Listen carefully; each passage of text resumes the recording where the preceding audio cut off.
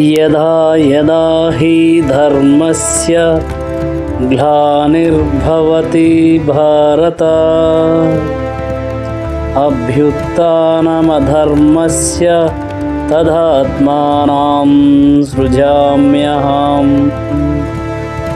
ఓ భరతవంశీయుడా, ఎప్పుడెప్పుడు మరియు ఎచ్చటెచ్చట ధర్మాచరణమునకు హాని కలుగుచుండునో మరియు అధర్మము వృద్ధి నొందునో ఆ సమయమున నేనే స్వయముగా అవతరింతును. పరిత్రాణాయ సాధూనాం వినాశాయ చ దుష్కృతాం ధర్మ సంస్థాపనార్థాయ సంభవామి యుగే యుగే. సాధుజనులను రక్షించుట కొరకు, దుర్మార్గులను శిక్షించుట కొరకు, ధర్మమును పునఃస్థాపించుట కొరకు ప్రతి యుగమున నేనే స్వయముగా అవతరింతును.